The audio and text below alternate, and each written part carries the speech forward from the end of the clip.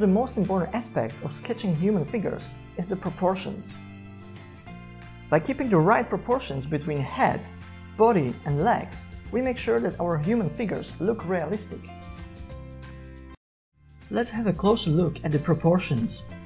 I divide the height of a human figure into two halves. Both halves are then subdivided into smaller parts. The upper half is split into thirds, and the lower half into another halves.